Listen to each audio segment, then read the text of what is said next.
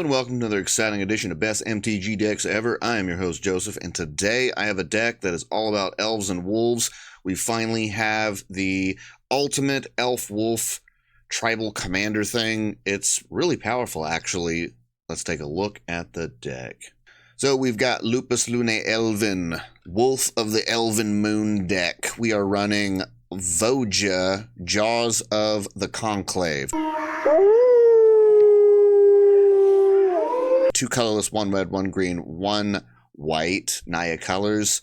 This bad boy is Vigilance, Trample, and Ward 3, which means that we get him on the board, that Ward 3 will protect him, really helps us push forward the agenda of the deck. He is a 5/5 fat boy, and he reads, when Voja attacks, put X +1/+1 counters on each creature you control, where X is the number of elves you control. Draw a card for each wolf you control. This card is amazingly crazy powerful when you're running a bunch of wolves and elves, and we are going to really milk the value of this card by shoving in pretty much every single shapeshifter that we possibly can, which means that when we've got one shapeshifter on the board, we get +1/+1 counters on everything, and we get to draw. Oh, let's take a look at the deck. We've got 47 creatures. We are running a bunch of sorceries. All of these sorceries are just for ramp. We've got some instants. All of these instants are just for protecting our creatures. However, we do have Enlightened Tutor. Enlightened Tutor is used for one thing and one thing only. That is grabbing Maskwood Nexus.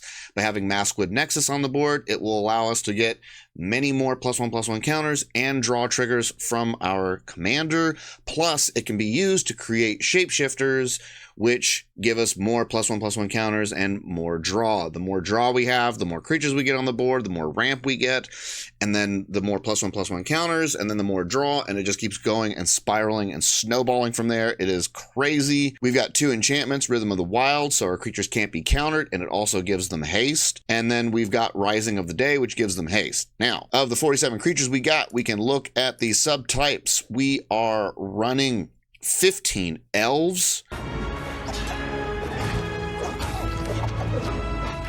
So that's a lot of +1/+1 counters, and all of these elves are also helping us ramp and do other things. We are running 18 wolves.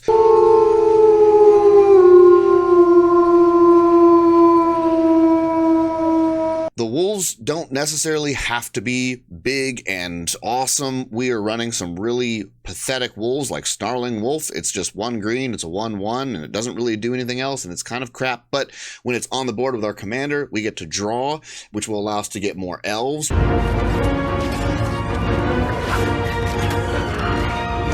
Which will allow us to get more +1/+1 counters, making this wolf turn into a Billy Bad Boy. And then we've got 12 shapeshifters. The shapeshifters are going to give us procs for both elves and wolves. So it's just a crazy deck. I've run a bunch of...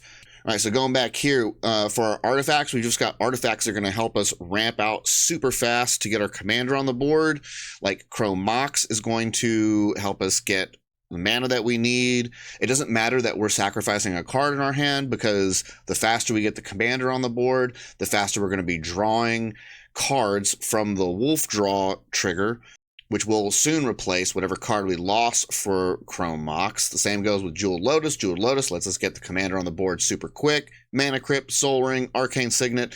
Thought Vessel is just in here so that we don't have a maximum hand size, because if for some reason our opponents don't board wipe us as soon as we start going, our hand size is going to get ridiculously large. It just snowballs out of control.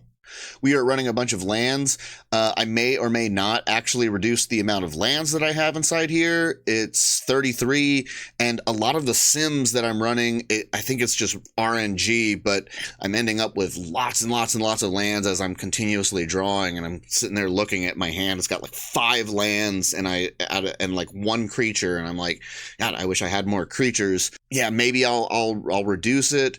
I just don't know the perfect balance right yet of ramp, because it's all about getting our commander out as fast as possible, and it would really suck if you didn't have the lands in the very beginning to get him out there. We do have a ton of ramp, though. All that ramp there, all these artifacts here, and all these little bandit orcs over here. It is a lot of ramp. There's nothing really special to point out about the creatures in the deck.